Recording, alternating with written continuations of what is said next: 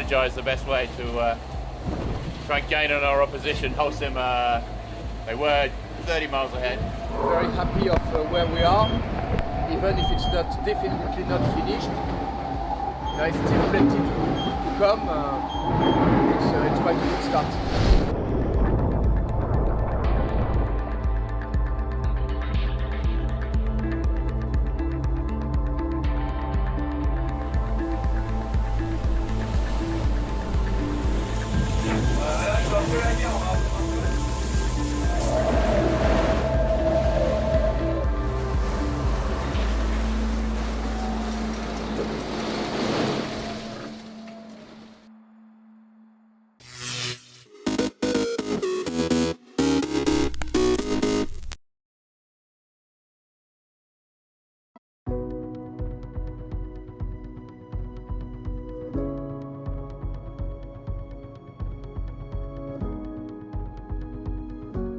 Welcome to the Ocean Race Show, where we left our teams locked into a drag race, where boat lengths were hard won, but easily lost in the case of a nosedive or broaching out of control, and where everyday life takes a back seat.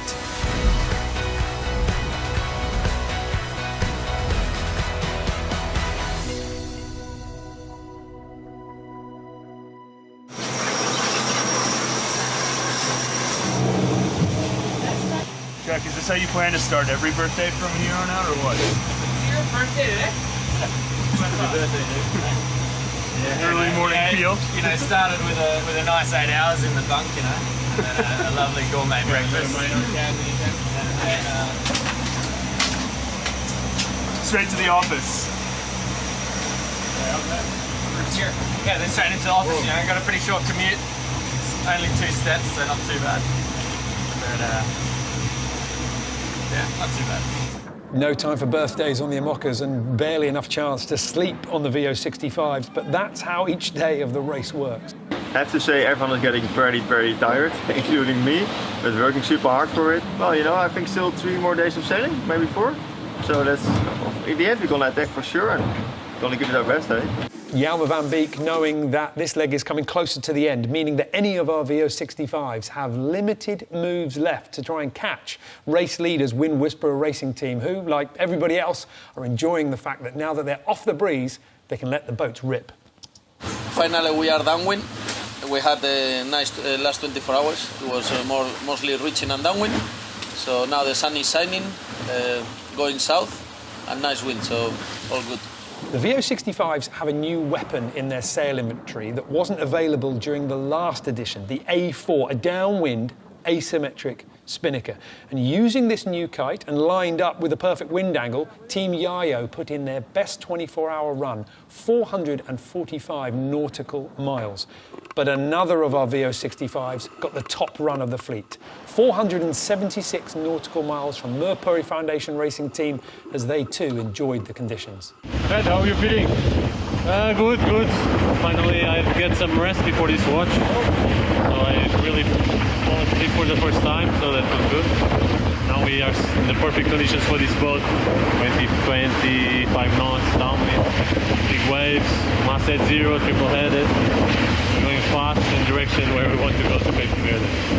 Meanwhile, Viva Mexico are back on the water and sailing again.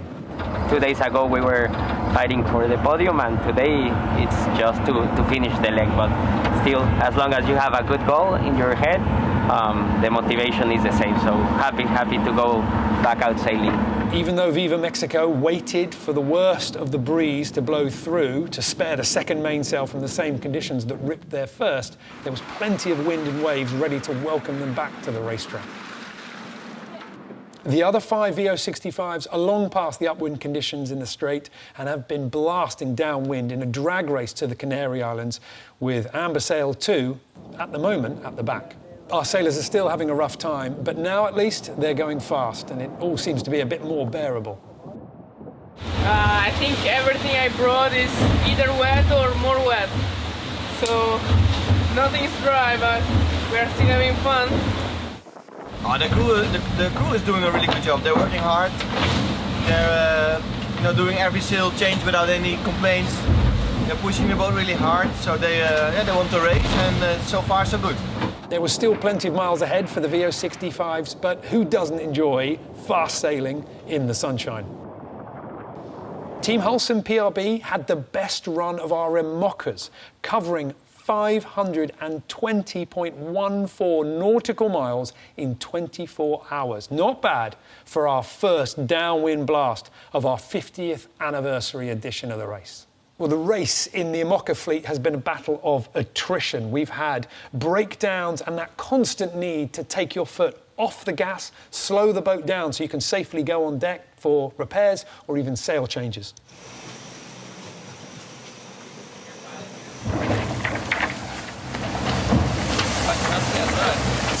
I took the opportunity. Happily. It's clearly nice to be on deck and stand straight in the fresh air, but racing is racing, and doing the job fast, getting back down below and accelerating the boat again is how they'll stay in the fight for first place. And that battle for first place was certainly intense. 11th Hour Racing Team was set up slightly to the north of the current leaders, Team Hulson PRB to the south, and then behind, well, a little bit of a stretch between 1 and 2 before we get to 3, 4 and 5. At the back, Guyot Environment Team Europe trying to decide what was the best way to line themselves up for the Canary Islands, with Biotherm firmly setting up for that western edge. And in the middle, Team Militia finding some good form and having to decide whether it was more important to defend the boats behind or attack the leaders. We had a few issues earlier, but now they're manageable, so it's pretty perfect. And yeah, enjoying the highway south, to be honest. Pretty nice. Guyot Environment Team Europe hoped that their easterly move would pay off, and they did seem to have a little bit more wind to play with, but with the extra power came the risk of nosedives, and the sea state was a constant obstacle to their progress, causing the speed to vary and making living on board very hard. We just went 33 knots. Sometimes we accelerate to 33 knots and then decelerate to about 20, and now I've got to get boiling hot water into here without burning us. Wish me luck, Charles. Wish me luck. Annie Lush looking after her teammates and hoping to find a way back through the field as this leg goes into its final stages. All of our teams are receiving weather data, and with that information, they can pass that through their navigational computers, running very complicated software, just like the software that we have here in Race Control. Now, that software is going to tell them where to go, but of course, it's not actually that easy. What if the forecast doesn't match up with the reality? Then you've got the computer telling you something that's wrong. Well, to help us understand exactly what's going on in the minds of the navigators, have a listen to this exchange between Charlie Enright, Jack Boutel and Simon Fisher on 11th Hour Racing Team. We're in a 44 wind, it thinks we're in a 60 wind, it calls for the throw. What skipper Charlie Enright is saying here is that the forecast is saying that the breeze should be blowing from 60 degrees or east-northeast on the compass. But it's actually blowing from 44 degrees or more like northeast. So they're not quite lining up. And the computer, because it thinks the wind is coming from a different direction, says that they should be on a different sail. They should be on the FRO, or the FRO, the fractional reaching code 0. So they've realized that the computer is wrong, but the trouble is now that they need to think for themselves. And this is where the debate comes in. But, I mean, that's great news. Exactly. So I think do nothing. What do you think? I think right now in a 40 wind, moving along nicely on a glorious sunny day in the North Atlantic. Thank you. Just chill. I think if we had a 60 wind, we'd be puckered right now. Yeah. That's not a term that I would use, but I think it's fairly clear to say that they are happier with the fact that the breeze is further to the north, even if it's only that 16-degree difference between the forecast and the reality.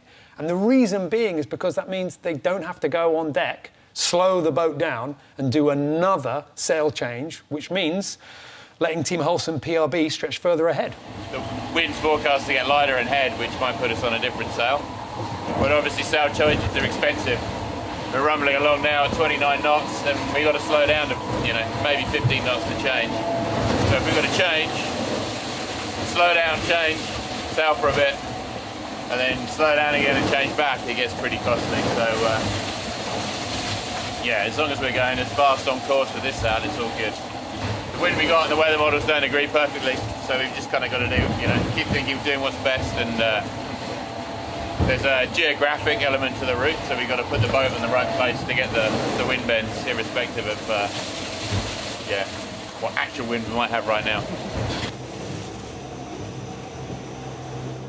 These conversations will be taking place on every boat, every hour, or at least every moment that the wind changes. If you're not there, constantly questioning whether you're going in the right direction or you've got the boat set up correctly, you might miss an opportunity to go fast. And we've certainly seen these boats finding their groove.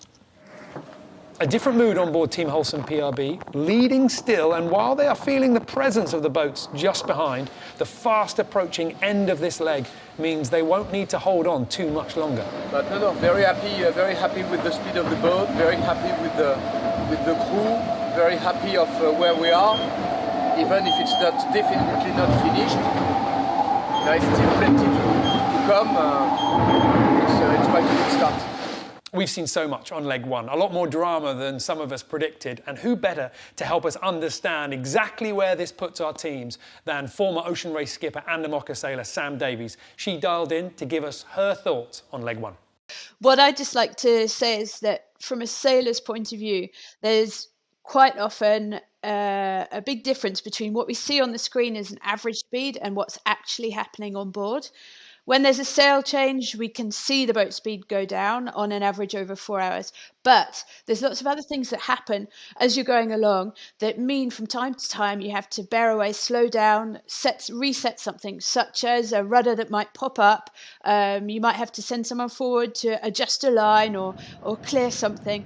You might have another issue that requires like hitting some weed to slow down. All these little moments, which happen every hour at least, mean that when we are seeing an average speed of 20 knots on the screen over 4 hours, actually the boats are hitting averages more like 28, and they're easily seeing 30, over 30 very, very often. So just that to remember for everybody who's watching on land. What I love is the images we see of Militia. It looks like their new foils seem to be really easy to get the boat going and have really good attitude flying. It definitely looks like they're plug and play foils, and Boris and his team will be really happy with those, I think. And finally, we're seeing a really great battle between Holcim BRB and 11th Hour. If we look closely on the averages, it looks like Holcim BRB are managing to sail about 4 degrees lower on average. That's definitely a secret mode that they've found, and they are flying. And I think it's going to be really interesting to see if the other boats in the fleet manage to work out what that is.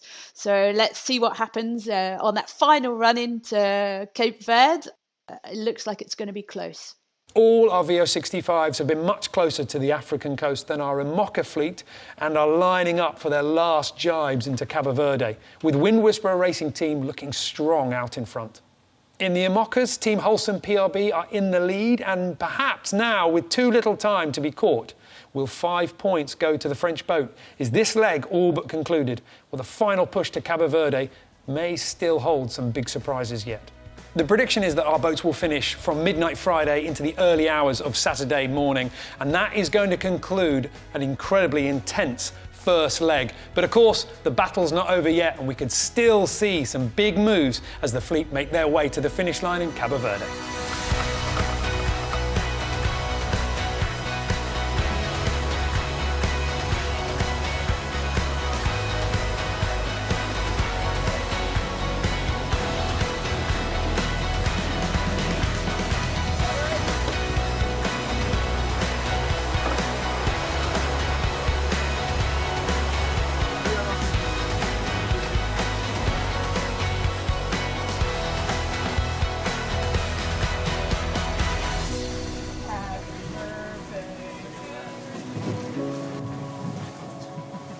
Power of the airboat.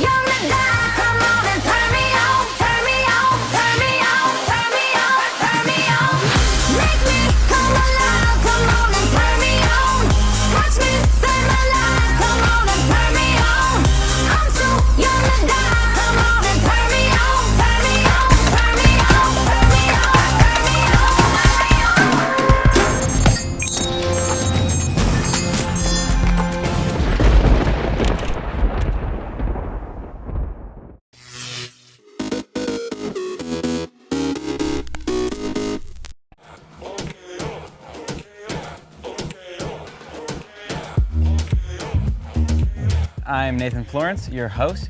I'm a big wave surfer, a YouTube extraordinaire. I'm a son of a surfer, a brother to 2 surfers. In this series, you guys are going to meet some of the local talent that I think will be representing the next generation.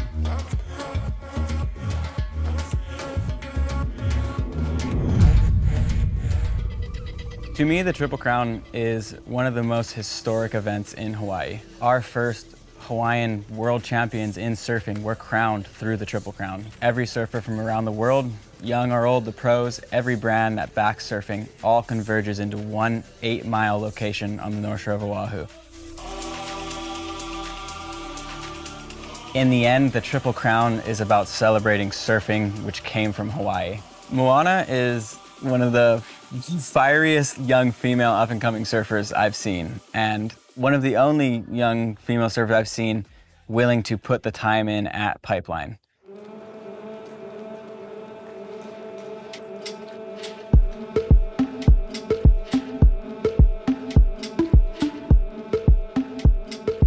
My name is Moana Lani Jones Wong, and I'm a professional surfer, and I'm from the North Shore of Oahu. I'm very feisty. Big things come in little packages. I thought I was never gonna be able to surf pipe and like ever get like sick waves out there. Like thought that was impossible, but I worked hard and made it happen because that was like my dream. That's all I ever wanted. And I'm gonna keep on trying because I'm not satisfied with the waves I got out there. I want bigger ones. I want to catch like the gnarly waves that Nate goes for, and I want to catch those waves. So that's my goal.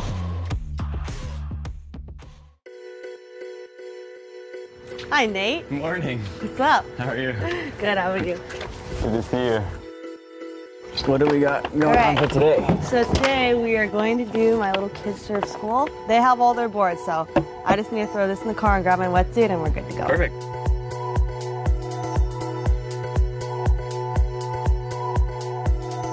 I think Nate is qualified to be my surf assistant today because I think the kids are really gonna think he's funny and they're gonna like be stoked to go surfing with him. Probably qualified due to the fact that I've been more work than 99% of the surf population, so I can hopefully help our students avoid that today. They're gonna be like, Nate Florence, no way. So I started the surf school because that's something that I really thought was important, and it's also just trying to give back to all the kids. I wish growing up, an older girl that surfed good was encouraging me and pushing me into some ways. I would have been so stoked. Oh, nice.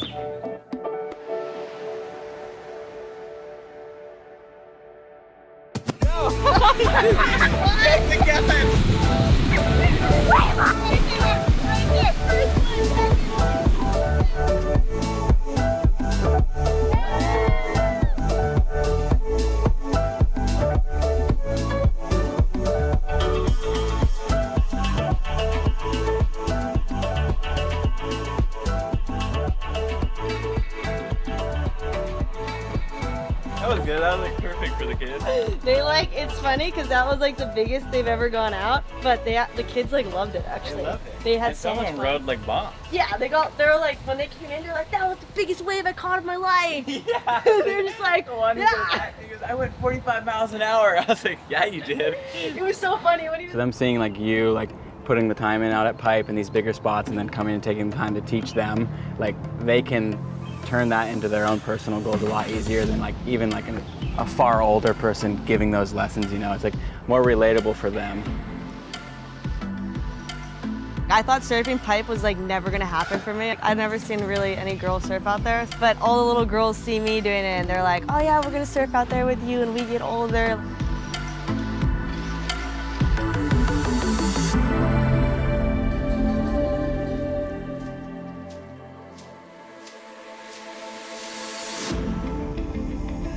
To be competing in the Triple Crown this year is really exciting for me because this is my home. All these spots is I grew up surfing these spots, and this is where my family has been for so many years. This was the ocean that my ancestors are in, and I'm with them out here.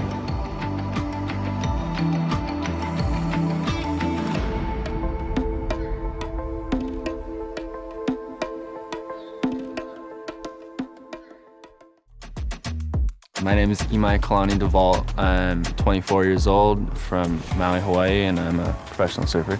Being from the outer islands, I feel like I've taken that underdog image throughout my whole surfing career.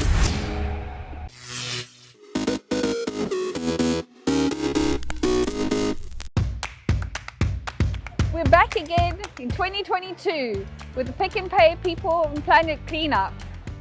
Save Fishy is an organisation where we run beach cleanups and environmental campaigns, education awareness, everything on how you can save your planet in a simple and easy way.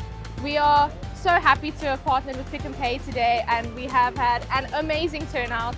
I think we're really going to give this beach a good once over and hopefully just save some fishies and do our part for the planet for Earth Day. This is an educational program that aims to raise awareness on reducing plastic pollution. Since 2019, we have managed to do a total of 32 cleanups. We have had 1,850 volunteers.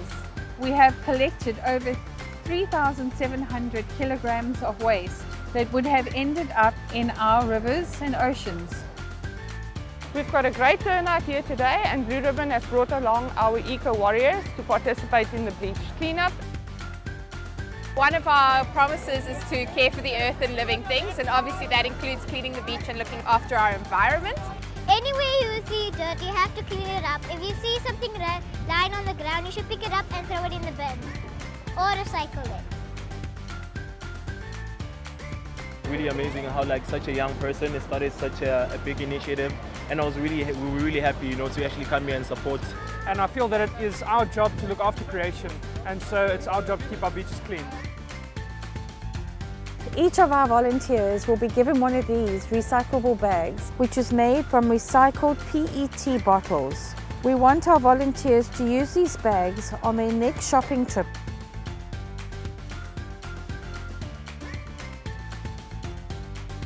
And we'd like to do a big thank you to all the volunteers who've come out here today. Thank you very, very much.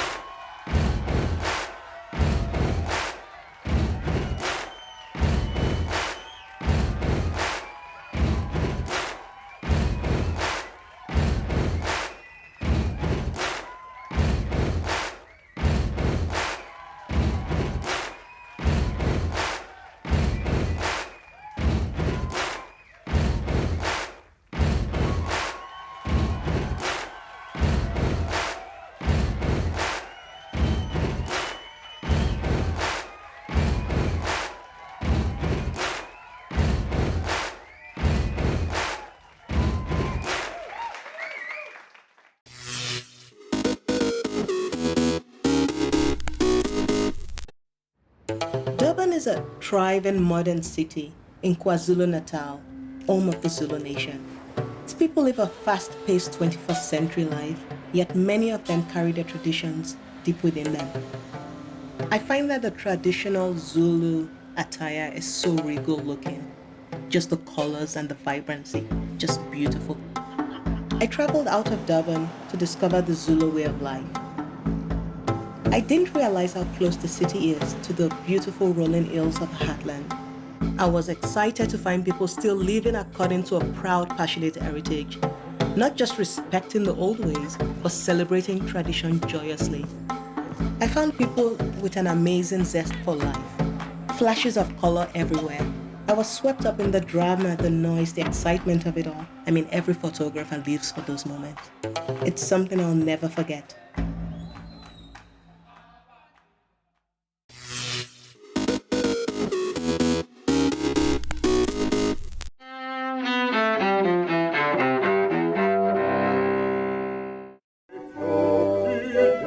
January 21st, 1793.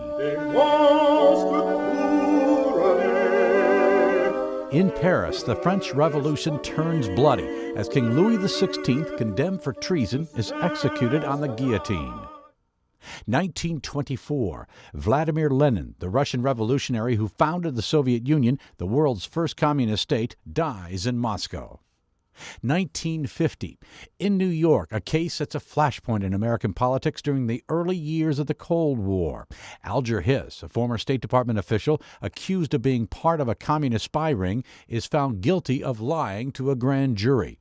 Hiss, who always maintained his innocence, serves less than 4 years in prison.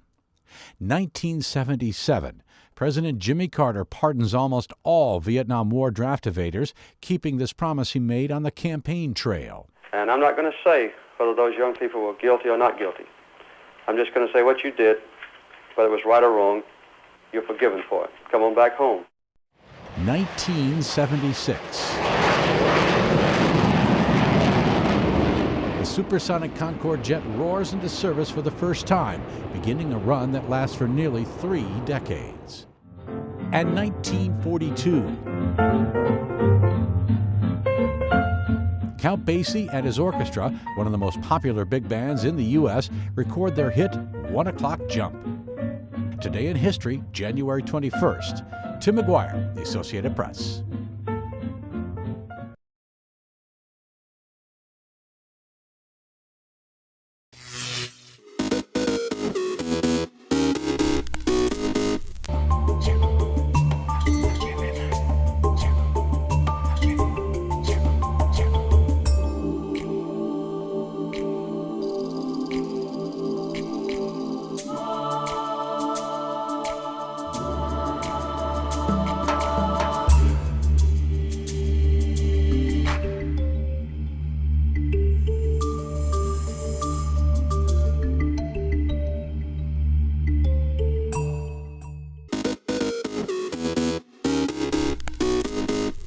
Welcome back in our studio, and in today's news,